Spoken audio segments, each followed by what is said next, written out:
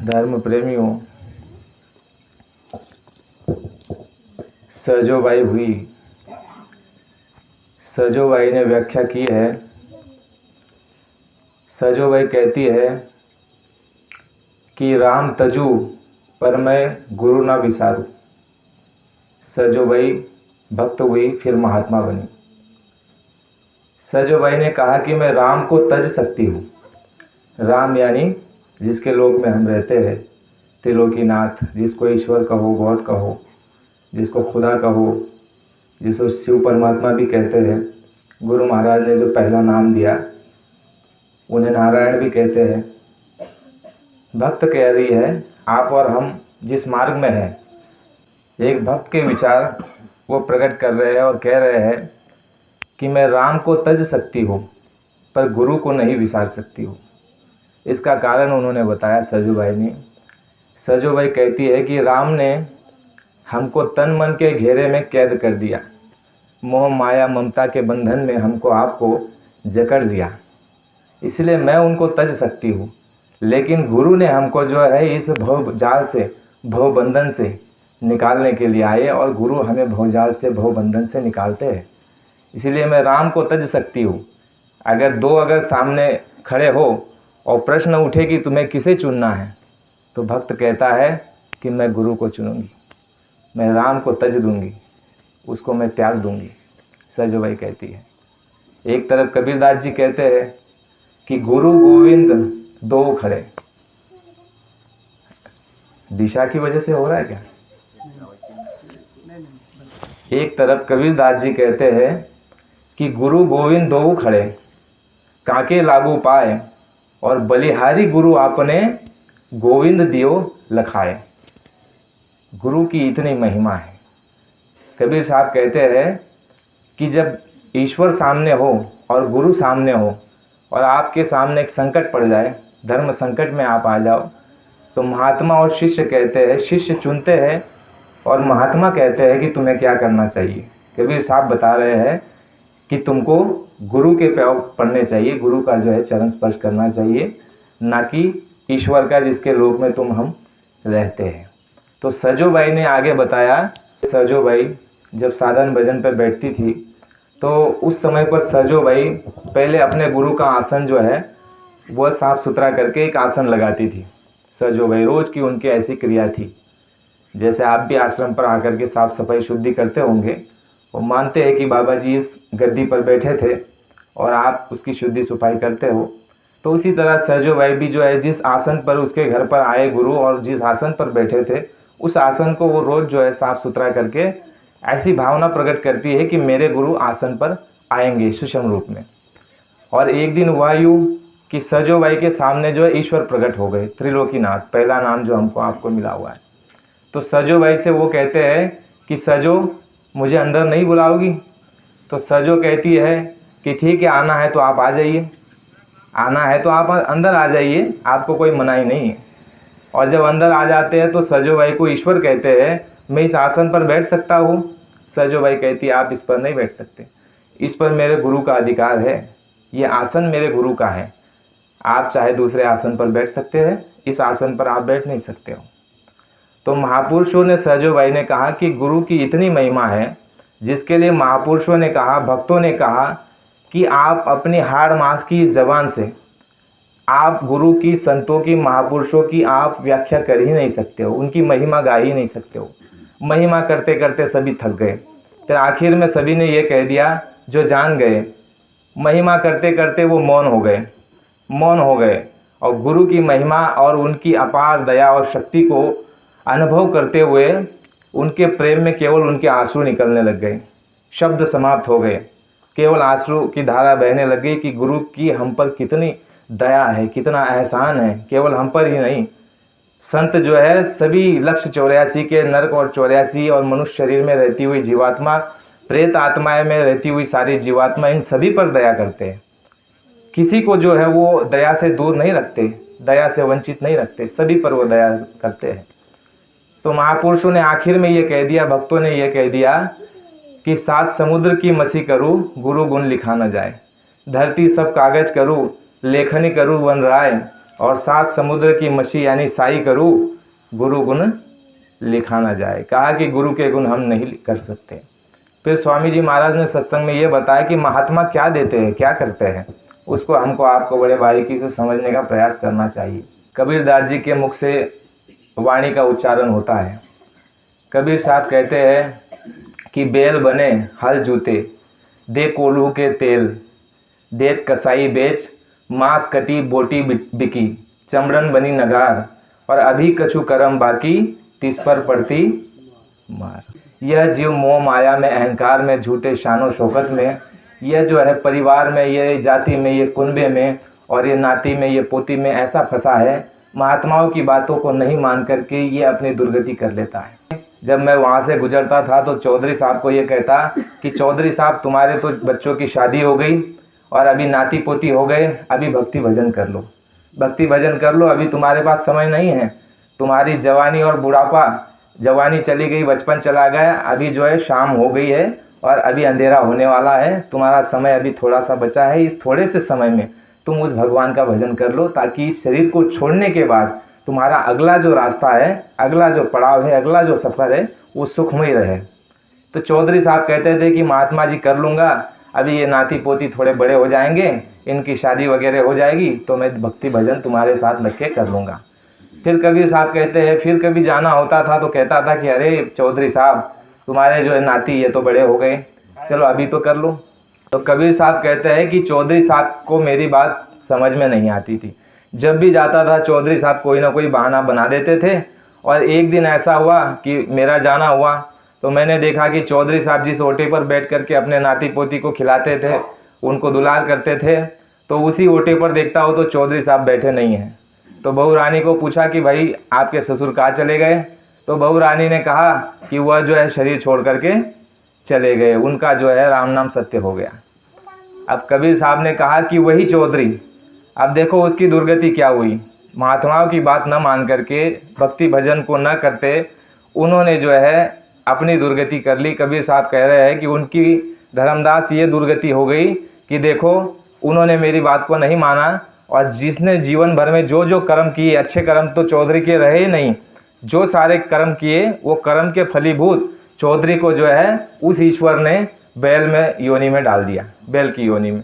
और देखो दुर्गति कितनी है जीव की। गुरु महाराज ने कहा कि तुम्हारा जहाँ मोह लगा हुआ है, गुरु महाराज ने सत्संग में कहा प्रेमियों कि मोह सकल कर व्याधिन मूला, यानी जितनी भी व्याधि उपाधि है, जितना भी दुख दर्द क्लेश बीमारी लड़ाई झगड़ा झंझट आवागमन के जितने भी चक्कर है तुम्हारे हमारे, सब मोह के कारण है, सब मोह के कारण। जो इच्छा है, इच्छा और मोह, इसके कारण आवागमन और दुख की सारी परेशानी और तकलीफ है। तो कबीर साहब कहते हैं कि चौधरी साहब का जो मोह था अपने परिवार में था, और उसी ईश्वर ने जब देखा, देखो अंतिम समय पर गुरु महाराज ने कहा कि अंतिम समय में, मृत्यु के समय, जब तुम्हारी मृत्यु निकट हो जाती है, उस समय पर तुम्हारी जहाँ पर इच्छा होती है वहाँ पर तुमको बासा मिल जाता है, यानी जहाँ आशा तहाँ बासा। देखो पुराने समय में आपके सामने ऐसी कितनी कथाएं आ जाती है। राजा भरत की आपने कहानी सुनी होगी, जड़ भरत की। जड़ भरत जो है, उनका जो आखिरी समय में उनका इच्छा जो है हिरण में चली गई थी, और उसी हिरण में जो है उसको बच्चा बन करके आना पड़ा, हिरण का बच्चा बन करके जड़ भरत को आना पड़ा। तो स्वामी जी महाराज ने कहा कि जहाँ आशा तहाँ बासा। चौधरी साहब की आशा थी अपने घर में, तो उस ईश्वर ने देखा कि इसकी आशा वहीं पर थी, और कर्म अच्छे नहीं थे। गुरु महाराज ने कहा कि तुम्हारे शुभ कर्म होंगे। गुरु महाराज ने कहा कि मनुष्य शरीर पुण्य प्रताप से मिलता है, पुण्य प्रताप से तुमको मनुष्य शरीर मिलेगा। और पुण्य कौन सा? गुरु महाराज ने कहा कि भूखे को रोटी खिला दो, प्यासे को पानी पिला दो, इसी पुण्य प्रताप से तुमको मनुष्य शरीर मिलेगा। इतना बड़ा पुण्य गुरु महाराज ने बताया। भूखे को रोटी और प्यासे को पानी, इससे तुमको मनुष्य शरीर मिल जाएगा। भूखे को रोटी और प्यासे को पानी पिलाओगे, इससे तुमको महात्मा मिल जाएंगे। इतना सस्ता सौदा। तो चौधरी साहब के तो कोई अच्छे कर्म थे नहीं। कबीर साहब ने धर्मदास जी को बताया कि ये धर्मदास तुम्हें मैं क्या बताऊँ, चौधरी साहब को उस ईश्वर ने जो है उसके कर्म को भोगने के लिए, उसका जो मोह था उसकी तृप्ति के लिए, उसको जो है उसी के परिवार में बैल बना करके भेज दिया। अब देखो वही चौधरी साहब जो कहता था कि मेरा नाती, मेरा लड़का, मेरी बहू, मेरा खेत और मेरा जो है खलियान, वही चौधरी साहब को बैल बना करके वहाँ भेज दिया। अब उसकी चौधरी साहब की दशा सुनो। चौधरी साहब जब बैल बन करके उनके घर में आए तो वही नाती पोती जिनको वो दुलार करता था वो खेत में हल जोतते थे, और जब चौधरी साहब चलने में आनाकानी करते थे तो आरी लगाते थे कि चलो क्यों नहीं चलते हो।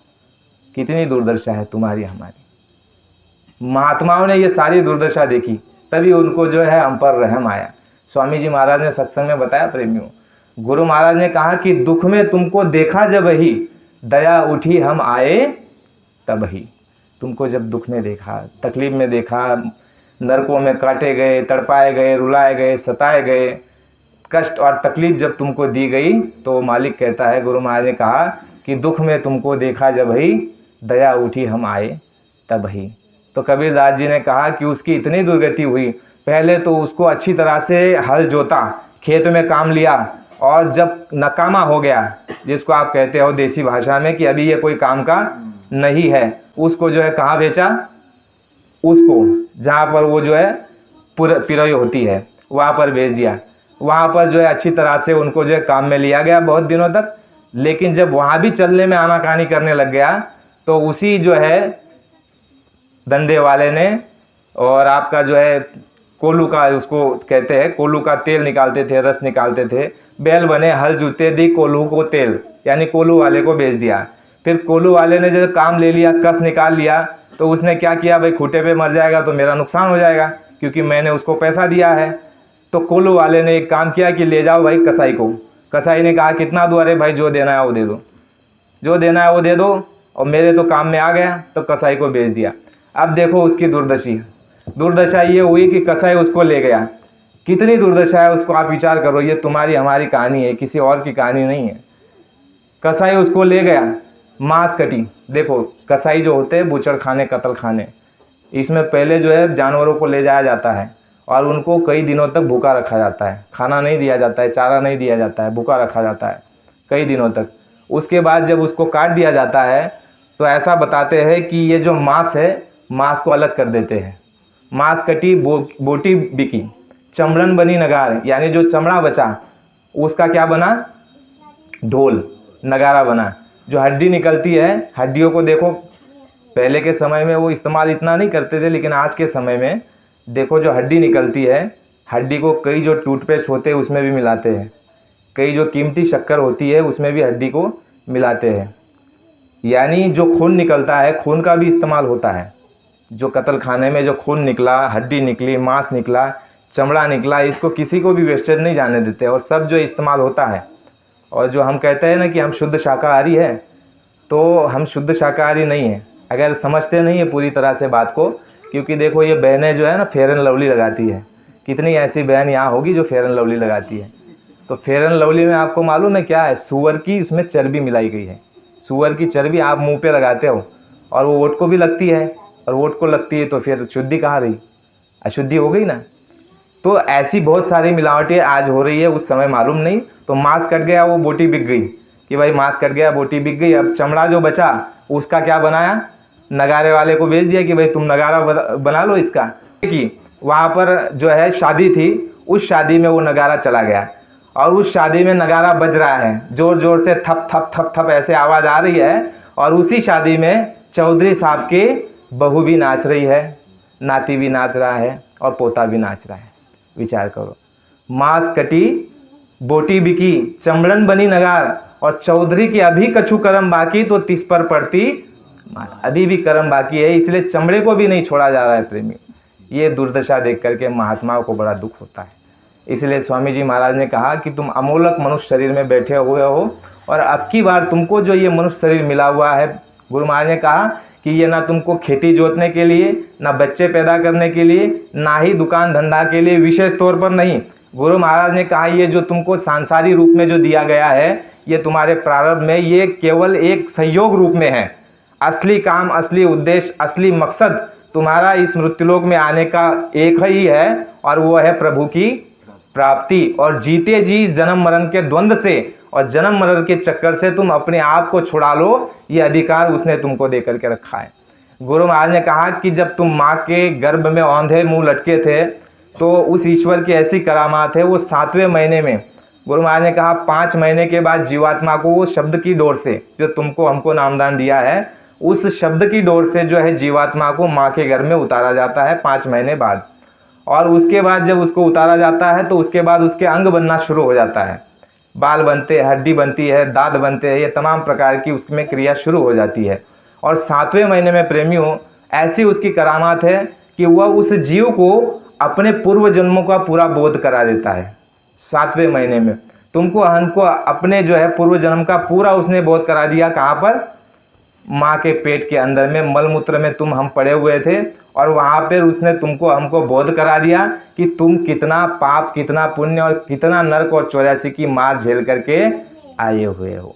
तभी प्रार्थना में गाया ना, और वो ईश्वर से प्रार्थना और कामना करता है। देखो ईश्वर उससे वहाँ संवाद करता है। गुरु महाराज ने बताया, संतों ने बताया है, और धर्मशास्त्रों में भी इसका वर्णन है कि वह जीव जो है इतना उसको तकलीफ और दुख और पीड़ा होती है जठर अग्नि में। जय गुरुदेव। जैसे आपको और हमको संडास में बंद कर दिया जाए, 2 घंटा तो रहेंगे? नहीं रहेंगे। हमारे प्राण जो है प्राण पकड़ने को करेंगे और हमारा वहाँ पर घबराहट होगी। लेकिन ये देखो माँ के पेट में औंधे मुंह उल्टे लटके थे, सीधे नहीं लटके थे, उल्टे लटके थे, और वही टट्टी पेशाब हमारे मुंह में जाता था। तो इसको भी महात्माओं ने कहा कि ऐसी दुर्गति में तुम यहाँ पर आए हुए हो। कहा कि जन्मत मरत दुसही दुख होई, यानी कि जन्मते वक्त भी बहुत दुख होता है और मरते वक्त भी बहुत दुख होता है। आते समय भी दुख और जाते समय भी दुख, ऐसा ये दुख का ये देश है। यहाँ पर आते समय दुख है और जाते समय दुख है, तो आप विचार करो इस दोनों के दरमियान में कभी सुख होने वाला नहीं है। जीवन हमारा बीत जाता है। महात्मा कहते हैं कि जीवन पूरा चला जाता है सुख की आशा में कि भाई यहाँ मिल जाएगा, वहाँ मिल जाएगा, लेकिन ये भृग तृष्णा है। सुख और आनंद कभी किसी को यहाँ पर आज तक नहीं मिला। कोई ऐसा वसीयत और ऐसा जो है एग्रीमेंट बना करके गया है कि भाई मैंने अपने जीवन काल में जो है पूर्ण सुख को भोगा, ऐसा कोई भी नहीं मिल सकता। महात्माओं ने यहाँ तक कह दिया, तुम्हारी हमारी क्या बात है। रावण की अर्धांगिनी जो मंदोदरी थी, कितने बड़े साम्राज्य और लंका की सोने की नगरी की वो रानी थी, लेकिन मंदोदरी भी वर्णन करती है कि मुझे सुख मिला नहीं। जो अवतार आए भगवान राम, उनकी जो पत्नी थी माता सीता, वो भी देखो कितनी दुख में। तो यहाँ सुख किसी को मिला? अवतारियों को भी सुख नहीं मिला और महात्माओं को भी बड़ा दुख दिया। और हम आप जब से हमारी आपकी समझ हो जाती है, थोड़ा बहुत समझने लग जाते हैं, तब हमको लगता है क्या, देखो पहले तो जब अबोध होते हैं उस समय क्या लगता है कि भाई उसको यही लगता है कि मैं खेलूं। देखो उसको ऐसा लगता है खेलूंगा इसमें बड़ा सुख मिल जाएगा। थोड़ी देर खेलेगा, फिर वो कहता है कि मेरी माँ कहाँ है, माँ के पास जाएगा और थोड़ा सा स्तनपान कर लेगा, उसको लगेगा इसमें सुख मिल जाएगा। थोड़ा स्तनपान कर लिया, फिर लौट करके गया, खेलने लग गया।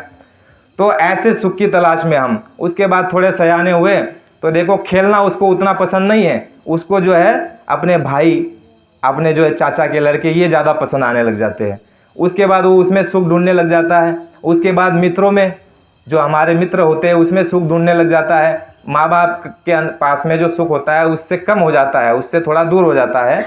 मित्रों का सुख उसको ज़्यादा अति प्रिय होने लग जाता है। उसके बाद जब वो हमारी उम्र बढ़ती है, तो जब हमारा ब्याह हो गया, शादी हो गई, उसके बाद क्या हुआ, उसके बाद जो है मित्र भी हमारे हमसे दूर हो गए और हमारा मोह, हमारा जो इच्छा थी कि सुख मिल जाएगा किसमें, पत्नी में, शादी हो जाएगी तो सुख मिल जाएगा, लेकिन शादी हो गई फिर भी सुख नहीं मिला। लेकिन फिर इच्छा करता है कि चलो भाई अभी बच्चे हो जाएंगे तो सुख मिल जाएगा। लेकिन जब बच्चे हो गए तो और परेशान हो गया, क्योंकि बच्चों को संभालना, उनको देखभाल करना, उनका जो है लालन पालन करना, उनकी सारी व्यवस्था करना, और परेशानी होगी।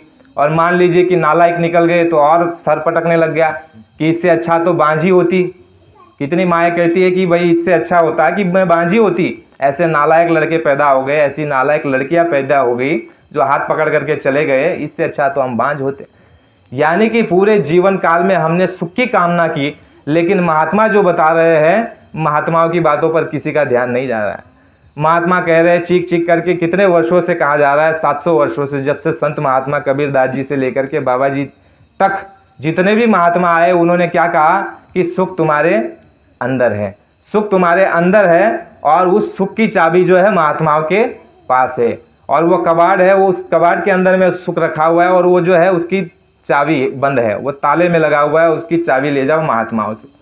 और गुरु महाराज ने कहा जब महात्माओं के पास जाकर के चाबी ले लोगे, जब उसका तुम रगड़ करोगे, ध्यान भजन सुमिरन, तो स्वामी जी महाराज ने कहा कि देखो तुम्हारे अंदर और हमारे अंदर, जिसको आप कहते हो ना, कहा जाता है कि आत्मनिर्भर, कहते हैं ना, आपने शब्द को सुना होगा, संसारी रूप में इसको उपयोग में लेते हैं कि आत्मनिर्भर होना चाहिए। तो आत्मनिर्भर आध्यात्मिक शब्द है। आत्मनिर्भर का ये मतलब होता है कि साधना के द्वारा जब हम हमारी आत्मा को जागृत कर लेते हैं, यानी आत्म जागृति हो जाती है, आत्मबोध हो जाता है, तो महात्माओं ने कहा कि फिर उसको जो है किसी बाहरी वस्तुओं की आवश्यकता नहीं पड़ती। यानी उस आत्मा में इतनी शक्ति है, इतनी ताकत है, इतना बल है, इतना प्रकाश है, इतना ज्ञान है कि वह जो है दूसरे को भोजन देना शुरू कर सकती है और दूसरे को वो जो है मार्ग देती है, शिक्षा देती है और भोजन, और वो जो है आत्मनिर्भर हो जाती है। उसको शक्ति कहाँ से मिलती है? ऊपर से। और आत्मा की शक्ति के द्वारा तुम्हारे मन, बुद्धि, चित्त और जो है अहंकार, ये जो है चलायमान हो रहे हैं। इनको जो शक्ति है वो आत्मा के द्वारा मिल रही है। और बाबा जी ने कहा कि जब तक तुम मन के घाट पर बैठे रहोगे तब तक तुमको अथाह सुख मिलने वाला नहीं है। तुम क्षणिक सुख के पीछे भागते रहोगे, मृग तृष्णा। जैसे महात्माओं ने कहा कि मृग की जो है नाभि में कस्तूरी होती है और एक समय के बाद उसकी जो है नाभि में मुख पक जाती है और उसकी सुगंध दूर दूर तक आती है और वो जंगल में उसको ऐसा महसूस होता है कि ये सुगंध वहाँ से आ रही है। तो मृग यानी हिरन जोर जोर से जो है दौड़ता है उस जो है वन में और उस जो है रेतीले मैदान में कि भाई वहाँ से खुशबू आ रही है और वहाँ जाऊँगा तो सुख मिल जाएगा और वो खुशबू मुझको मिल जाएगी। तो महात्मा कहते हैं कि वो मृग जो है घूमता है, दौड़ता है और इतनी तेज़ी से दौड़ता है और जितना तोड़ता है उसको ऐसा लगता है कि आगे से ये जो है सुगंध आ रही है। महात्माओं ने कहा कि वो दौड़ते दौड़ते आखिर में जो है समाप्त हो जाता है, लेकिन उसको यही मालूम नहीं पड़ता कि ये जो सुगंध आ रही थी वो किस में से आ रही थी? मेरे पास से ही आ रही थी। इसी तरह तुम्हारी हमारी दुर्दशा हो गई है। वस्तु तो तुम्हारे हमारे पास है लेकिन उसकी जानकारी तुमको हमको नहीं है और जानकारी न होने के कारण उसी जो है चौधरी साहब की तरह दुर्दशा सबकी हो रही है। इसलिए स्वामी जी महाराज ने क्या कहा कि महात्माओं की आवश्यकता तुम सबको है, जितनी आवश्यकता एक दूध मुँह है बच्चे को अपने माँ की नहीं है, जितनी आवश्यकता राजा को प्रजा की नहीं है, जितनी आवश्यकता एक मरीज को डॉक्टर और वैद्य की नहीं है, उससे कई गुना तुम सभी को महात्माओं की जरूरत है। राजा और प्रजा दोनों को महात्माओं की जरूरत है, क्योंकि गुरु महाराज ने कहा कि पूर्व के समय में जब राजशाही थी उस समय पर जो है संचालन करने के लिए राजशाही में दो गुरु हुआ करते थे, एक धर्मगुरु और दूसरे कर्मगुरु। आपने छत्रपति शिवाजी महाराज का नाम सुना होगा। छत्रपति शिवाजी महाराज का जो राज्य था, हिंदवी स्वराज का जिसने निर्माण किया, उसमें ऐसी व्यवस्था थी, तुकाराम महाराज जो थे वह उनके जो है कर्मगुरु थे, तुकाराम महाराज, संत तुकाराम महाराज। और समर्थ रामदास जो गुरु हुए वो उनके धर्मगुरु थे। धर्म का मतलब देखो, पहले के समय में दो गुरु हुआ करते थे जो शिक्षा देते थे। धर्म का मतलब गुरु महाराज ने क्या बताया? दोनों की आवश्यकता है। धर्म का मतलब धारण करने के लिए, जो धारण किया जा सकता है उसको धर्म कहते हैं। धारण क्या करने जैसे है? गुरु महाराज ने कहा, महात्माओं की कई वाणियाँ हैं जो गुरु महाराज कहते हैं कि महात्माओं ने जो है धर्म की शिक्षा दी, धर्म की शिक्षा, और तुम सभी को जो है धर्म के रास्ते पर आना पड़ेगा और तुम धर्म के रास्ते जब आओगे तभी तुमको सुख शांति मिलेगी, तभी तुम्हारे जीवात्मा का उद्धार और आने वाले विनाशकारी समय में तुम्हारी रक्षा प्रकृति करेगी। किस पर चलने से? धर्म पर चलने से। तो हम आप क्या समझते हैं कि धर्म क्या चीज़ है? कितने ऐसे ही आप प्रेमी होंगे जो ये कहते हैं कि भाई हम हिंदू बन जाएंगे तो हम बच जाएंगे, इसको हम धर्म मानते हैं। महात्माओं ने कहा कि ये धर्म नहीं है, ये एक जाति व्यवस्था है कि तुम इस जाति में हो, इस नियम में हो और इस बंधन में हो और इस तरीके में तुमको रहना है और इस नाम से तुमको संबोधित किया जाएगा कि भाई तुम इस व्यवस्था में हो। जाति और धर्म ये जो पंथ है ये तुमने हमने बनाया है, उस ईश्वर ने जाति को नहीं बनाया। उसने किसको बनाया है? मनुष्य को बनाया है। इसीलिए गुरु महाराज ने जो शिक्षा दी वो धर्म शिक्षा उसको कहते हैं। तो धर्म जो है वो आचरण करने की चीज़ है, धर्म जो है वो अपने अंदर आचरण करने की चीज़ है और कर्म जो है वो करने की चीज़ है। कर्म को आचरण नहीं किया जा सकता, कर्म किए जा सकते हैं। और कर्म कैसे किए जा सकते हैं? जब हम धर्म आचरण कर लेंगे, उसको हम अपने हाव भाव में, उठने बैठने में, बोलने चलने में और अपने विचारों में जब धर्म को धारण कर लेंगे, धारण का मतलब क्या होता है? धारण कर लेना, अपने आचरण में उसको ढाल लेना, उसको धारण करना कहते हैं। तो संतों महात्माओं ने क्या कहा कि धर्म किसको कहते हैं? एक जगह पर लिखा गया है कि यह कहा है कि दया धर्म का मूल है, पाप मूल अभिमान, स्वामी दया न छोड़िए जब लग तन में प्राण। ये कहा है दया धर्म का मूल है। यानी धर्म पर अगर हम ये समझते हैं कि भाई मांस खाएंगे, शराब पिएंगे और हिंसा करेंगे तो और हम धर्म पर हैं, महात्माओं ने कहा कि तुम धर्म पर नहीं हो। तुम जब तक जीवित हो, तुम्हारे हृदय में अगर सभी जीवों के लिए, सभी मनुष्यों के लिए, देवी पुरुषों, बच्चों के लिए, सभी प्राणियों के लिए अगर दया भाव नहीं है तो तुम धर्मवादी, तुम धर्म पर नहीं चल रहे हो। दया धर्म का मूल है, पाप मूल अभिमान, स्वामी दया न छोड़िए जब लग तन में प्राण। और रामायण में एक जगह जिक्र आता है कि धर्म न दूसर सत्य समाना। सत्य क्या है? जो सत्य आचरण करता है, सच बोलता है, सच्चा व्यवहार करता है, उसको कहते हैं धर्मवादी। तो स्वामी जी महाराज ने कहा, महात्माओं ने कहा कि जब तुमको महात्मा मिल जाएंगे तो वो धर्म की शिक्षा देंगे, और जब धर्म की शिक्षा देंगे, तुम धर्म को धारण कर लोगे, उस समय तुम्हारे अंदर जो है विवेक जागृत हो जाएगा। और बिन सत्संग विवेक न होई, जो बीरज संकर सम होई। यानी विवेक किसको कहते हैं? गुरु महाराज ने कहा कि तुम बड़े ज्ञानी हो। ज्ञानी कौन था? संसार में आज तक कौन ज्ञानी हुआ? सबसे बड़ा ज्ञानी रावण जैसा ज्ञानी आज तक कोई नहीं हुआ। इतना बड़ा ज्ञानी था, लेकिन उसके पास विवेक नाम की कोई चीज नहीं थी। दो वस्तु अलग अलग है प्रेमियों। ज्ञान होना, देखो अभी आप देखते हो ना, कई लोग बड़े ज्ञानी होते हैं, ज्ञानी होते हैं, चतुर भी होते हैं, चालाक और कपटी भी होते हैं। यानी ज्ञानी बहुत है, ज्ञान बहुत है। कैसा ज्ञान? देखो संसार में, भारतवर्ष में ऐसा कोई आदमी नहीं है जो ये कहेगा कि मांस खाना पुण्य का काम है। ऐसा कोई नहीं कहेगा।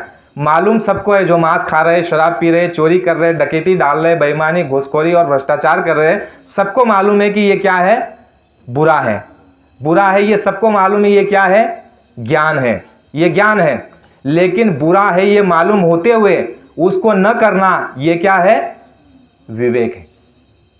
भाई मालूम है कि ये काम करना बुरा है और उसको करना, यानी बुद्धिमान तो है लेकिन विवेकी नहीं है। और विवेक कहाँ आता है? गुरु महाराज ने कहा कि बिना सत्संग में, बिना संत महात्माओं के पूर्ण गति के, जब तक संत सदगुरु आपको नहीं मिल जाते, सच्चा सत्संग जब तक तुमको नहीं मिल जाता, आत्मा परमात्मा का। गुरु महाराज ने कहा कि सत्संग किसको कहते हैं? जो सत्य से जुड़ चुका है और उसके मुखारबिन से जो सारे वचन निकल रहे हैं वो सब कुछ जो है सत्संग है। यानी जो सत्य से जुड़ चुका है। सत्य कौन है? गुरु महाराज ने कहा सत्य वो परमपिता परमात्मा है और दूसरा एक आत्मा है। आत्मा रूप तुम हो और परमपिता परमात्मा जो संत शरीर धारण करके, देहधारी शरीर लेकर के तुम्हारे हमारे बीच में आते हैं, यह जो है सत्य है। बाकी जितना भी तुम हम इस शरीर से, इस आंखों से, इस चर्म चक्षु से देख रहे हैं, इसमें से सत्य बिल्कुल कोई है नहीं। अगर सत्य होता तो ये कहते मरने के बाद, क्या कहते कि भाई तुम्हारा जो है बीवी बच्चा सत्य है, तुम्हारा धन मान सम्मान, तुम्हारी डिग्रियां सत्य है। नहीं, ये सत्य नहीं। क्या कहते हैं? राम नाम सत्य है। यानी वो सत्य हुआ कि नहीं? वो सत्य है। और दूसरा तुम्हारी जीवात्मा सत्य है। वो तो जागृत अवस्था में है, लेकिन तुम हम जो है बेहोशी की हालत में है। इसलिए सत्य गुरु महाराज ने कहा कि जीवात्मा और परमात्मा यही सत्य है और यही चेतन है। चेतन उसे कहते हैं जिसका कभी नाश नहीं होता। आपके इसी धर्मशास्त्रों में लिखा गया है, कृष्ण भगवान अर्जुन को समझा रहे हैं। बाबा जी ने जो है नीचे से पायदान से शुरू किया।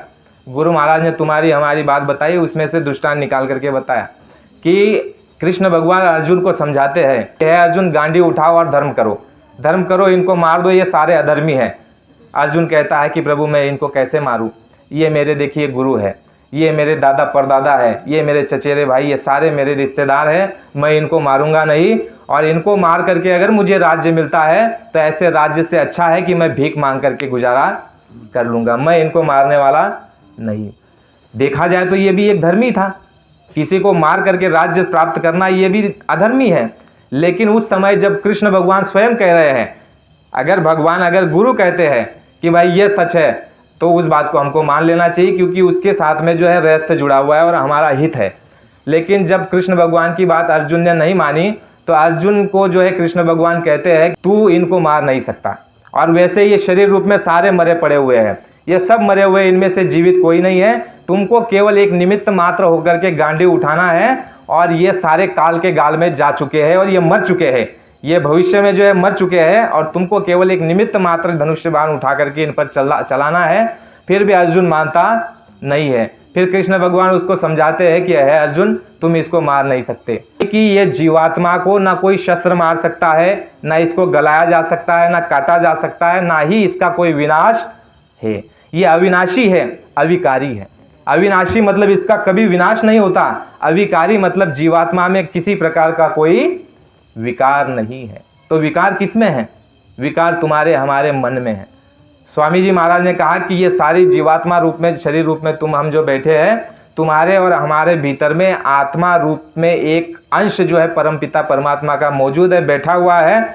और स्वामी जी महाराज ने कहा कि महात्मा जो है उसको जगाने के लिए आते हैं और उसको जो है किसी शस्त्र से काटा नहीं जा सकता, उसको जो है गलाया सड़ाया और उसको उसका विनाश नहीं किया जा सकता। स्वामी जी महाराज ने कहा उसी जीवात्मा के शक्ति से और प्रकाश से जो है तुम्हारा मन, बुद्धि और चित्त और अहंकार ये चलायमान है। वो कैसे? जो क्रियाएं तुम्हारे हमारे शरीर में हो रही है, हम सोचते हैं कि भाई ये पाप कर दिया तो ये जीव ने ये पाप किया। महात्मा कहते हैं जीव कभी पाप नहीं करता। गुरु महाराज ने एक से बढ़कर के एक बात बताई, पूरा ढांचा बता दिया। पहले जो आपने सुना कि संत महात्मा इस धरती पर आते हैं वो जीव के कल्याण के लिए आते हैं। दो तरह की शक्तियाँ होती है प्रेमियों। गुरु महाराज ने कहा कि एक नित्य अवतार होती है, नित्य अवतार संत का यहाँ पर होता है, वो नित्य यहाँ पर आते रहेंगे। और एक नैमित्य अवतार होता है। नैमित्य अवतार में अवतारी शक्तियाँ होती है जो काल का आदेश लेकर के ऊपर से आती है विनाश के लिए, धर्म की स्थापना के लिए और भक्तों की, सज्जनों की रक्षा के लिए। यानी जितनी भी विनाशकारी शक्तियाँ आई, बाबा जी ने कहा कि वह जो है निमित्त शक्तियाँ थी, काल शक्तियाँ। और जो है नित्य अवतार होते हैं, बाबा जी ने कहा कि वो संत अवतार होते हैं।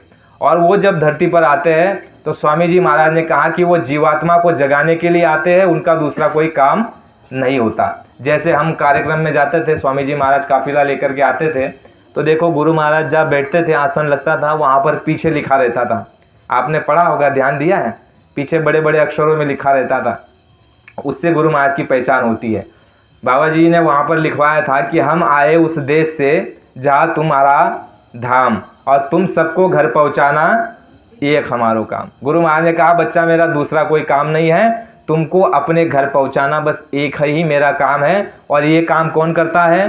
केवल संत सद्गुरु ही करते हैं। और बाबा जी ने कहा कि संत सद्गुरु किसे कहते हैं? जो आदि और अंत का तुमको भेद बता दे उसको संत और सद्गुरु कहते हैं। तो आदि और अंत का भेद बाबा जी ने हमको बताया कि नहीं बताया? आपने सुना कि नहीं सुना? स्वामी जी महाराज ने आदि और अंत दोनों हमको भेद बताया, बहुत कम शब्दों में उसका वर्णन करते हैं। स्वामी जी महाराज ने कहा कि जब यहाँ पर ना मृत्युलोक था, ना स्वर्ग, ना वैकुंठ था, ना ईश्वर, ना ब्रह्म, ना पारब्रह्म, ना सतलोक था। बाबा जी ने कहा एक ही था उस समय पर, एक अनिय अनामा अन सच्चिदानंद प्रभु धामा। एक ही था, अनामी प्रभु उस समय पर थे, यहाँ पर कोई नहीं था। उस समय पर स्वामी जी महाराज ने कहा कि अनामी प्रभु की मौज हुई रचना की, तो उन्होंने 3 देशों को रच दिया, अलख, अगम और सतलोक, और तीनों में अपना ही रूप स्थापित कर दिया। उसके बाद स्वामी जी महाराज ने कहा अनंत युगों के बाद, उसके बाद जो है सत्पुरुष की मौज होती है कि रचना की जाए। और सत्पुरुष ने जो है अपने यहाँ से, अपने देश से 2 कलाओं को नीचे उतारा। और सत्पुरुष के जो है बाबा जी ने कहा कि 16 पुत्र हुए, 16 सुध, जिसे 16 ब्रह्म कहते हैं। और बाबा जी ने कहा कि उसमें से जो है सबसे छोटे पुत्र, जिसके लोक में हम आप रहते हैं, जिसको ईश्वर कहते हैं, जिसको जो है सहजो भाई ने कहा कि मैं आपको आसन नहीं दे सकती, ये मेरे गुरु का आसन है, उनके त्रिलोकीनाथ के देश में हम रहते हैं। स्वामी जी महाराज ने कहा कि उनको सबसे छोटा ये जो है राज्य मिला है, 3 लोक और 14 भुवन का, ऐसा राज उनको मिला है। और वह तुमको हमको जो है मालिक से मांग करके लाए हैं। ये कब की बात हुई? आदि की बात हुई। आदि यानी आदि क्या कहते हैं? जब रचना हुई, जब कहते हैं कि भाई देखो वेदों में लिखा गया है, वेद में यही लिखा गया है कि ईश्वर पद है और ब्रह्म पद है, उससे ऊपर की बात नहीं बताई गई है। वेद कहते हैं कि इससे ऊपर का हम जानते नहीं हैं। और नेति नेति यानी इसके ऊपर कुछ है लेकिन वो हमको मालूम नहीं है। और जब बाबा जी आए, संत सदगुरु धरती पर आए, तो संतों ने जो है इस सारे भेद को खोल दिया। फिर बाबा जी ने कहा कि अंत, आदि तो हमने आपने सुन लिया और अंत भी स्वामी जी महाराज ने बता दिया। स्वामी जी महाराज ने यह कहा कि 4 तरह के प्रलय होते हैं। एक नित्य प्रलय, महाराज ने कहा महाप्रलय ऐसे होता है कि उस मालिक की मौज होती है सिमटाओ की। और उस समय गुरु महाराज ने यह कहा कि यह जो सारी रचना जो है, जल पृथ्वी अग्नि वायु आकाश, ये सारे तत्व जो है गुरु महाराज ने कहा ऐसे चटई की तरह समेट करके ये स्वर्ग में चले जाते हैं। स्वर्ग वैकुंठ में चला जाता है, वैकुंठ ईश्वर लोक में चला जाता है, ईश्वर लोक ब्रह्म में पार ब्रह्म, और जो है पूरी चटई ऐसे बन जाती है। जैसे आप और हम ये चटई उठाते हैं, समेटते हैं, गुरु महाराज ने कहा पूरे ऐसी चटई जो है रचना की बन जाती है और उसको उठा करके कहाँ रख दिया जाता है, चौथे स्थान के कोने पर। गुरु महाराज ने कहा महाप्रलय उसको कहते हैं, यानी जिसको कहते हैं कि ईश्वर देवी देवता 33 करोड़ देवता, 9 करोड़ दुर्गा और 10 करोड़ शंभु, ब्रह्मा विष्णु महादेव, ईश्वर ब्रह्म पार ब्रह्म और महाकाल, इतनी बड़ी बड़ी शक्तियाँ उस महाप्रलय में जो है समेट ली जाती है और चटई की तरह उठा करके उसको जो है आखिरी छोर पर कोने पर रख दी जाती है। गुरु महाराज ने कहा विनाश की हवा केवल सतलोक में नहीं जा सकती और उस सतलोक के तुम सब रहने वाले हो। महात्माओं ने यह कहा कि चल रहे हंसा अमर लोग, छोड़ो ये संसारा, ये संसार काल भई राजा, भरम का जाल पसारा। महात्मा जब यहाँ पर आए तो महात्माओं ने तुम्हारा हमारा बोध कराया और तुमको हमको होश दिलाया कि तुम कहाँ से आए हो। गुरु महाराज ने हमको आपको इन 60 वर्षों में बताया कि भाई तुम कहाँ से आए हो। इसकी पूरी जानकारी गुरु महाराज ने दी कि नहीं दी? पूरा का पूरा भेद बताया, बाहरी रूप में पहले तो बताया। फिर थोड़ा जब हमको विश्वास हुआ, गुरु महाराज ने हमको सत्संग सुनाया, ये बताया कि संसार क्या है, मनुष्य शरीर क्या है और तुम कैसे आए, कहाँ से आए और कैसे यहाँ से जाओगे। जब सत्संग सुना करके हमको जागरूक कर दिया तो हमारे अंदर क्या हो गई, इच्छा हो गई। कौन सी इच्छा? कि भाई हम यहाँ पर आए हैं और थपेड़े खा रहे, दुख झेल रहे, तकलीफ झेल रहे, परेशान हो रहे और अनंत तरह की नाना तरह की हम आप तकलीफ को झेल रहे हैं। तो गुरु महाराज ने कहा कि ये तकलीफें तब तक रहेगी जब तक तुम काल के देश में रहोगे। तो महात्माओं ने क्या कहा कि काल का देश कहाँ तक है, उसको आप ध्यान से सुनिए। अन्य इसको मत और पंथों में काल का देश अलग माना जाता है और ऊपर जो है दयाल का बता देते हैं। संत महात्माओं ने अलग बताया। इससे परे जो चौथा लोक है जिसको निज लोक कहते हैं, निज देश कहते हैं, स्वामी जी महाराज ने कहा कि वो देश तुम्हारा है और जब तक तुम वहाँ नहीं जाओगे तब तक यहाँ पर जन्म मरण के चक्कर से छूटने वाले नहीं हो। दुख तकलीफ क्लेश नरक 84 लड़ाई झगड़ा झंझट आफत और डर और भय तुम्हारा हमेशा लगा रहेगा। गुरु महाराज ने कहा कि अगर पाप नहीं करोगे, पुण्य करोगे तो पुण्य के फलीभूत तुमको स्वर्ग में डाल दिया जाएगा। लाखों लाख वर्षों तक तुमको जो है वहाँ पर उस पुण्य को भुगताया जाएगा और जैसे तुम्हारा हमारा पुण्य समाप्त होगा, पुण्य क्षीणे पुनर्मृत्यु लोके, जैसे तुम्हारा हमारा 1 लाख रुपया बैंक में पड़ा हुआ है पुण्य की तरह, और उस 1 लाख रुपया को हम धीरे धीरे निकाल लेंगे तो उसके बाद बैंक वाला क्या कह देगा, हाथ जोड़ देगा, भाई साहब यहाँ पर अभी दोबारा मत आना, आपका यहाँ पैसे ही नहीं है। तो महात्माओं ने कहा कि पुण्य जैसे ही तुम्हारा क्षीण हो जाएगा तुमको मृत्युलोक में धकेल दिया जाएगा और मृत्युलोक में तुम आयोगे और पुण्य था इसलिए तुमको बड़े घराने में जन्म दिया जाएगा और जब बड़े घराने में जन्म दिया जाएगा उस समय पर तुम्हारे कर्म जो है वो दूषित हो जाएंगे, क्योंकि गुरु महाराज संतों ने सारी बातों की जो है अच्छी तरह से उसका जो है पूरी खोजबीन कर ली और बताया कि जितने भी धनी मानी होते हैं अधिकतर उनके पास जो भी धन आता है अनीति का अन्याय का आता है। झूठ बोलकर फरेब कर करके धोखा दे करके भ्रष्टाचार करके घूस ले करके चोरी करके बेईमानी करके और किसी प्रकार से जो है धोखा दे करके ऐसा धन जहाँ पर इकट्ठा हुआ है और उनके घर में जो भी संतति आएगी, स्वामी जी महाराज ने कहा उस धन को वो भोग करके उनकी बुद्धि कभी ठीक काम नहीं, उनकी बुद्धि खराब हो जाएगी। गुरु महाराज ने कहा कि जैसे खावे अन्न वैसा होए मन और जैसे पिए पानी वैसे होए आपकी वाणी। गुरु महाराज ने यह कहा कि तुम्हारी क्या बात है। स्वामी जी महाराज ने सत्संग में एक बार बताया था कि एक महात्मा जी साधु जी जो भजन करते थे वो जा रहे थे रास्ते से अपने काम के लिए, तो उनको बीच रास्ते में जो है प्यास लग गई। तो उसने देखा उन्होंने कि वहाँ पर बावड़ी बनी है कुआं, और जाकर के उस समय पर जो है महात्मा वहाँ पर जो है लोटा उठा करके पानी को निकालते हैं और पानी पिया और तृप्त हो गए। लेकिन जैसे ही पानी पिया तो महात्मा जी को ऐसा विचार आया कि भाई क्यों ना ये लोटा अपने जो है झोले में डाल लूँ, आगे मेरे काम आ जाएगा। तो महात्मा जी ने तुरंत जो है उठा करके लोटा जो है अपने झोले में डाल लिया। 10 कदम 15 कदम जैसे ही महात्मा चले, भजन करने वाला भजनानंदी साधु, वैसे ही उसकी बुद्धि जागृत हुई कि अरे मैं तो साधु हूँ, मैं तो मेरे घरदार जमीन जायदाद को छोड़ करके निकल आया हूँ और केवल कपड़े पर, और मुझे ऐसा कैसा लोभ और चोरी करने की इच्छा आ गई कि मैंने वो लोटे को उठा करके झोले में डाल लिया। आज तक तो ऐसे कभी हुआ नहीं था। बड़ा विचार करते हुए निकल रहा है, रास्ते से जा रहा है और जा करके अपने गुरु महाराज के पास चला गया।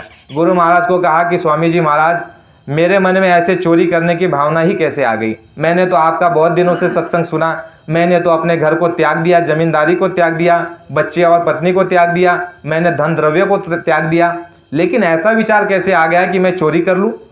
तो गुरु महाराज ने कहा कि तुमने जिस जगह पर पानी पिया उस जगह पर तुमने ये जानकारी और खोजबीन की कि जो कुआं किसने बनाया है, ये कुआं जिसने बनाया है, क्या उसका धन अच्छा है, ईमानदारी और मेहनत का है, या फिर बेईमानी और धोखे या चोरी और ठगी करने का है? साधु जी ने कहा कि हम इसको नहीं खोजबीन किए। तो कहा कि जाकर के गांव में मालूम करो कि ये कुआं किसने बनाया है, तुमको इसका जवाब मिल जाएगा। साधु चले जाते हैं गांव में पूछते हैं कि भाई साहब, ये जो बावड़ी बनाई है, ये बावड़ी किसने बनाई है? कहा कि अमुक अमुक जमींदार ने बावड़ी बनाई है, कुआं बनाया है। और वहाँ पर उनकी गली मोहल्ले में जाते हैं तो लोगों को पूछते हैं कि भाई वो कुआं, कहा कि वो जमींदार ने।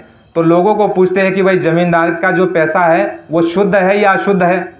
ये मेहनत ईमानदारी से काम करके पैसा इकट्ठा करते हैं या बेईमानी से?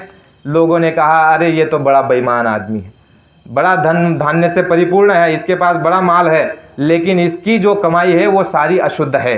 कहा कि इतना झूठ बोलता है, फरेब करता है, चोरी करता है, दगा देता है, और ऐसे करके जो है ये सोचता है कि भाई मेरे पाप जो है कम हो जाएंगे अगर कुआं खोद दूंगा तो। इस तरह से इसने ये कुआं खोद दिया। महात्मा जी को जैसे मालूम पड़ा, महात्मा जी समझ गए कि मैंने चोरी का जो पैसे से अन्न जो कुआं बना है उस कुएं का पानी किया तो मेरी बुद्धि जो है चोरी की हो गई। तो स्वामी जी महाराज ने ये कहा कि जैसे का तुम अन्न खाओगे वैसे तुम्हारा मन हो जाएगा, और जैसे घर का, जैसे व्यक्ति का तुम पानी पियोगे वैसे तुम्हारी वाणी हो जाएगी। स्वामी जी महाराज ने कहा कि अन्न का प्रभाव होता है। गुरु महाराज ने प्रेमियों साधकों को बताया हुआ है कि जहाँ कहीं तुम बाहर जाओ तो जहाँ भी खाते हो, गुरु महाराज ने यह कहा सत्संग में कि तुम जहाँ भी जाते हो मुंह मार लेते हो। तुम ये देखते नहीं हो कि ये खाना कैसा है, जो खाना आया है ये ईमानदारी का है, मेहनत का है, चोरी का है, ठगी का है। अगर मान लो सफ़ेद कॉलर है, शाहूकार है, लेकिन अगर वो झूठ बोल करके कमाता है, चोरी यानी कि कैसे? जैसे मान लीजिए दुकानदार है, अब वो वजन करके वस्तु दे रहा है 1 किलो, लेकिन उसमें जो है उसने क्या किया, कांटा मार दिया। चोरी हुई कि नहीं हुई? वो भी चोरी है। ऐसा नहीं कि रात के अंधेरे में कोई चोरी करे तो वही चोर कहलाता है, नहीं, वो भी चोर है जो बेईमानी करता है, धोखा देता है, किलो देना है और पाव किलो ही देवे तो उसको भी चोर कहते हैं। स्वामी जी महाराज ने कहा कि इसका बड़ा असर होता है। किस किस पर असर होता है? इस अन्न का तुम्हारे मन पर असर होता है, बुद्धि पर असर होता है, चित्त पर असर होता है, अहंकार पर असर होता है। इसका असर तुम्हारे जो है साधना पर होता है, और इसका असर परिणाम जो है जीवात्मा पर होता है। किससे? अन्न के प्रभाव से। तो स्वामी जी महाराज ने जो नामदानी सत्संगी भाई बहने हैं जो साधन भजन करते हैं, नामदान लिया हुआ है, उनके लिए गुरु महाराज ने क्या कहा कि कितने प्रकार के लोगों के यहाँ का भोजन नहीं करना। वेश्या, धीमर, चोर, शराबी, नित विषयी और मांसाहारी। वेश्या कहते हैं जिसकी प्रवृत्ति खराब हो, जिसकी प्रवृत्ति, जिसका चरित्र, जिसका आचरण गिर चुका हो, ऐसी स्त्री को वेश्या महात्माओं ने कहा। और ऐसी स्त्री के घर का भोजन अगर तुम खा लोगे, तुमने जितना भी कमाया हुआ है साधन भजन में, तुमने अनुभव किया, तुम्हारी जीवात्मा जग गई, तुमने देखा, सुना, अनुभव किया, आवाज़ सुनी। स्वामी जी महाराज ने, महात्माओं ने कहा कि ऐसे का घर का जब तुम भोजन कर लोगे तो तुम्हारी साधना बंद हो जाएगी। एक हमारी गुरु बहन हुई जो है बनारस में, वो पुराने समय में बनारस में वो गुरु बहन हुई जो गणिका थी। गणिका यानी आप समझते हो ना, जो अभी अभी जिक्र आया है, वो पहले गणिका थी और उसके बाद स्वामी जी महाराज उसको मिले। उसको पुत्र नहीं था तो स्वामी जी महाराज को उसने जो है पुत्र के रूप में माना, और गुरु महाराज उसको यशोदा मैया करके बुलाते थे। वो गणिका थी। तो जब वो स्वामी जी महाराज से मिली, सत्संग में आती रहती थी, तो एक दिन यूँ हुआ कि वह जो है स्वामी जी महाराज के लिए फलाहार लेकर के आई, फल लेकर के आई और उसने जो है फल रख दिया। कहा कि ये आपके लिए लेकर के आई हूँ। तो जो है स्वामी जी महाराज ने जो है उस फल को, प्रेमियों को क्या कहा कि ये फल कोई खाएगा? ये फल कोई नहीं खाएगा। इस फल को जो है तुम जो है कोड़ियों में और गरीब और भिखारियों में बांट दो इस फल को। जो वो गणिका बहन जो लाई थी उसको जो है फल को बाहर जो है गरीबों में और कोड़ियों में बंटवाया। गुरु महाराज ने ये कहा कि ये दूषित पैसे का ये फल था, दूषित पैसे का। आप विचार करो। तो स्वामी जी महाराज ने कहा वेश्या उसके कमाई का भी अगर खा लेंगे साधना भजन बंद हो जाएगा। धीमर कहते हैं, वेश्या धीमर। धीमर जो है ये पुराना शब्द है, जो मछुआरा होता है इसको धीमर कहते हैं। जो मच्छी पकड़ता है उसको धीमर कहते हैं। मच्छी पकड़ने वाले का घर का अगर खा लेंगे तो भी साधन भजन बंद हो जाएगा। वेश्या धीमर चोर, यानी जो चोरी करता है। चोरी किस किस में? देने में, लेने में, यानी जो चोरी करता है। ऐसा नहीं कि रात के अंधेरे में जाकर के चोरी करे वही चोर है, नहीं। ऐसे कितने हैं। गुरु महाराज ने क्या कहा कि मेहनत ईमानदारी से अपनी रोजी रोटी कमाओ। दुकान दफ्तर खेती का जो भी काम करते हो उसमें मेहनत और ईमानदारी रखना। जैसे कि मालिक अगर 500 रुपया दे रहा है रोज का कि भाई तुमको ये काम करना है, तो उतना काम उसको करके देना है। अगर 500 का काम नहीं किया, 300 का ही काम हुआ, तो वो क्या हुआ? चोरी हुई। ये चोरी हुई प्रेमी। और ऐसी चोरी का अन्न जब हम आप खाएंगे तो उससे हमारा भजन जो है बाधित होगा। वेश्या धीमर चोर शराबी। शराबी यानी कि जो शराब पीता है, ऐसे आदमी का घर का जब तुम खा लोगे तो भी भजन खत्म हो जाएगा। विषयी कहते हैं जिसके मन में हमेशा विषय विकार है। पर स्त्री को जो है अभिलाषी, पर स्त्री अभिलाषी जो व्यक्ति होता है, ऐसे का भी जब भोजन कर लोगे तो साधन भजन बंद हो जाएगा। वेश्या धीमर चोर शराबी नित्य विषयी और मांसाहारी। मांसाहारियों का घर का खाना हमको आपको नहीं खाना चाहिए। गुरु महाराज ने कहा कि जो मांसाहार करता है ऐसे का घर का अगर तुम भोजन कर लोगे तो जिस बर्तन में जो है भोजन पका है उसका असर सीधा तुम पर आ जाएगा, और तुम्हारी साधन भजन में जो तुमने कमाई की है वो सारी कमाई तुम्हारी नष्ट हो जाएगी। यहाँ तक बाबा जी जो है अपने अनुभव की बात बताते रहते थे सत्संग के भीतर में, कि जब शिष्य रूप में गुरु महाराज थे तो किसी के घर पे गुरु महाराज ने खाना खा लिया, और उसके बाद जब साधन भजन पर बैठे तो उसके बाद गुरु महाराज ने कहा कि सब अंधेरा, कुछ भी दिखाई नहीं देता। और जब दादा गुरु के पास जाकर के पूछा कि स्वामी जी महाराज कुछ दिखाई नहीं दे रहा है, जो मैंने कमाई की थी वो सारी नष्ट हो गई। तो दादा गुरु ने बाबा जी को समझाया कि तुमने जिसके घर पर भोजन किया है ये मांसाहारी था, और अभी अभी जो है ये सत्संगी हुआ है, लेकिन इसके जो बर्तन है घर में ये सारे मांसाहारी से दूषित हो चुके हैं, और इसने बर्तन को नहीं बदला है। गुरु महाराज ने प्रेमियों सत्संग में बताया है। हम आप कई बातों को जो है चूक जाते हैं, इसलिए साधन भजन में रुखे फीके रहते हैं। गुरु महाराज ने कहा कि जिस बर्तन में मांस पका है और जिस बर्तन में शराब डली है, ऐसे बर्तनों का इस्तेमाल नहीं करना। ऐसे बर्तनों में अगर हम भोजन खा लेंगे तो साधन हमारा ख़त्म हो जाएगा, और मन बुद्धि पर तुरंत असर हो जाएगा। तुरंत असर हो जाएगा तुम्हारी और हमारी मन बुद्धि जो है ख़राब हो जाएगी। तो दादा गुरु ने जब बताया कि ऐसों का घर का खाना मत करना खाना, और उसके बाद स्वामी जी महाराज को कहा कि अब तुम ज़्यादा समय दे करके साधन भजन में बैठो। तो प्रेमी ये बहुत सारी चीज़ें स्वामी जी महाराज ने बताई है। हम आप सभी लगभग यहाँ पर साधक है, सत्संगी और नामदानी है ना अनिल भाई? सत्संगी है सारे। तो स्वामी जी महाराज ने जो जो हमारे लिए परहेज बताया है वह यह परहेज है कि हमको जो खाना है बहुत सोच समझ करके खाना है। जहाँ भी खाएंगे पहले ये निरख परख कर लेंगे कि भाई यहाँ पर यह जो है मांस तो नहीं पकता, और मांस पकता है तो वहाँ पर हाथ जोड़ लीजिए कि हम आपके घर का खाना नहीं खा सकते। तो इस बात को भी आप ध्यान रखना। शादी ब्याह में देखिए जो बर्तन होते हैं वो मांसाहारी पार्टियों में भी जाते हैं।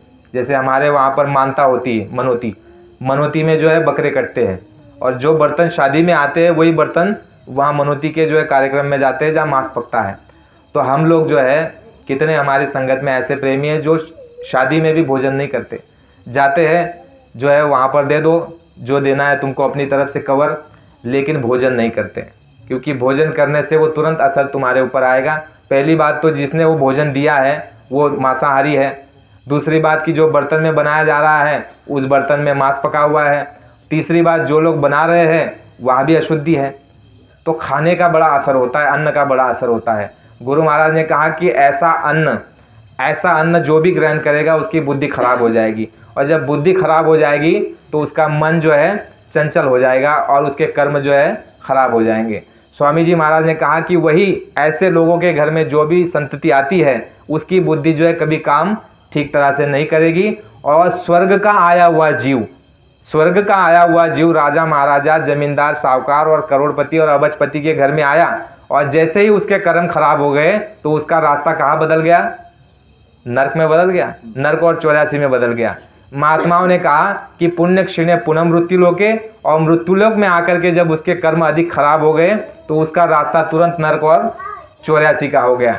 स्वामी जी महाराज ने एक दफ़ा सत्संग में बताया, इतनी ऊंची बात बताई कि गुरु महाराज बता रहे हैं सत्संग में कि बच्चा, कृष्ण भगवान अर्जुन को बता रहे हैं, क्या बता रहे हैं कि है अर्जुन, ये कीड़ा जो देख रहे हो, ये कीड़ा रेंग रहा है जमीन के अंदर में, ये कीड़ा ब्रह्म पद को प्राप्त कर चुका था। ब्रह्म पद यानी ईश्वर से भी ऊपर, जो तुमको हमको दूसरा नाम मिला हुआ है। गुरु महाराज ने कहा कि कृष्ण भगवान उसे समझा रहे अर्जुन को कि है अर्जुन, ये काल के जाल से कोई बचता नहीं, ये चक्र में जो है सारे पीसे जा रहे हैं, और ये देखो ये एक समय में ब्रह्म पद तक पहुंच चुका था और आज देखो इसकी दुर्गति, ये कहाँ पर पड़ा है? ये कीड़ा बन करके पड़ा हुआ है। इसलिए गुरु महाराज ने, महात्माओं ने क्या कहा कि भटक भटक सब भटका खाया, सदगुरु बिन कोई राह न पाया। यानी सभी भटके हैं। गुरु महाराज जो लोमस ऋषि की जो कहानी बताते थे घटना, उसमें क्या कहते थे कि लोमस ऋषि कहते थे कि मुझको मुक्ति चाहिए, मुक्ति के लिए पिताजी मुझको मार्ग दो। तो ब्रह्मा जी जो है उनको भरमाते थे। ब्रह्मा जी ये कहते थे कि जाकर के जो है पीपल की पूजा करो, पीपल की पूजा करोगे तो तुमको क्या मिल जाएगा? मुक्ति मिल जाएगी सहज में। और ब्रह्मा जी के पुत्र लोमस ऋषि, उनका जो है शिव नेत्र खुल चुका था साधना के द्वारा, लेकिन मुक्ति नहीं मिली थी।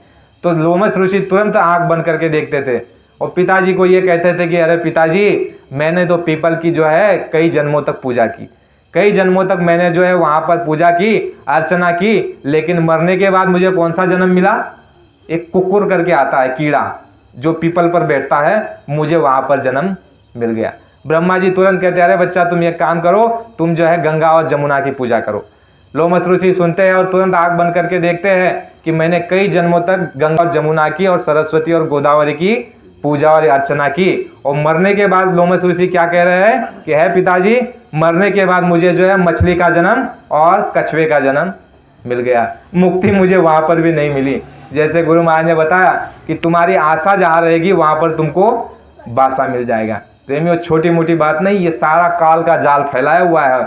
और गुरु महाराज ने जो कहा कि तुम सब जो है उस जाल में फंस रहे हो।